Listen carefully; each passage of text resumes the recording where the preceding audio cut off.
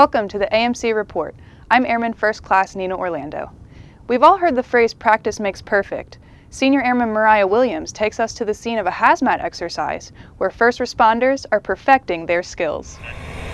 When duty calls, Scott Air Force Base's first responders get moving. Saving lives is no easy job, so Team Scott simulated a hazmat incident to help these airmen hone their skills. The wastewater treatment plant, which is where we're at today for this exercise, doesn't really exercise very often. It's got a very important chemical in it that could spill and cause problems, chlorine. So if we don't do it very often, then we kind of forget how to do it. Firefighters, security forces, bioenvironmental, and other organizations all participated to ensure they were up to date on hazmat procedures. Senior Airman Mariah Williams, Scott Air Force Base, Illinois. Security Forces airmen spend every day ensuring our safety. Airman First Class Jared Vickers shows us one staff sergeant teaching our police how to protect themselves. Being in security forces, you never know when you'll be called to serve and protect. But in order to do that, you need to learn to protect yourself. Wooster has been teaching his students to the best of his ability, making sure they know what to do in any given situation. I want my guys to be comfortable, very proficient, understand the weapon platform and the weapon system, how it operates. I want them to be able to understand that no matter what situation that they're in, that they're going to be comfortable with whatever's handed to them. This training will help security forces airmen to protect themselves whenever they're in harm's way. Airman First Class Jared Vickers, McConnell Air Force Base, Kansas. Innovation is the key to progress. Airman First Class Carly Thompson introduces us to a new aircraft part that could save the Air Force $300,000 each year. The Air Mobility Command initiated a test phase on a new part for the KC-135. Jeff Sorensen, a mechanical engineer for the aircraft, tells us exactly what this part does. This is the nose wheel snubber brake arm.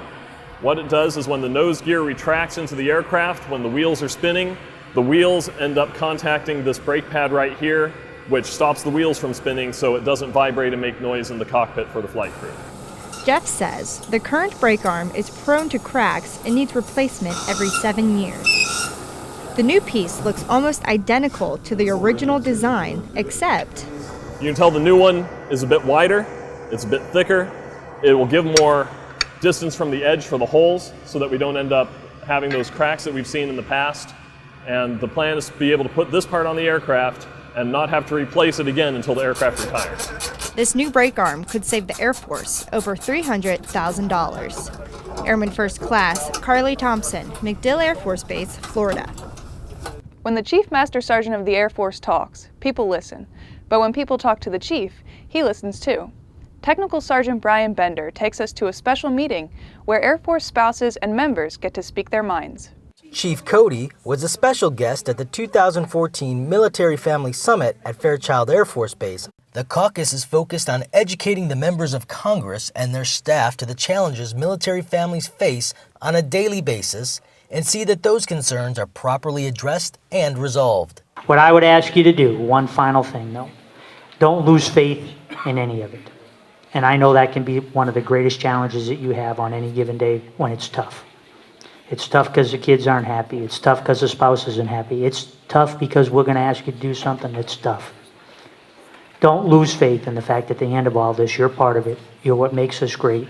And we're going to find the right place to be. It just does take time. More than 140 members of Team Fairchild, including 30 military spouses, were on hand working throughout the day in discussions dealing with educational benefits, health and wellness, military spouse employment, and military transition. Reporting from Fairchild Air Force Base, I'm Technical Sergeant Brian Bender. That's it for this edition of the AMC Report. To view the full versions of these stories, go to www.youtube.com/user/mobilityairmen. And if you know a unit or airman on your base who deserves to be featured, contact your local public affairs office.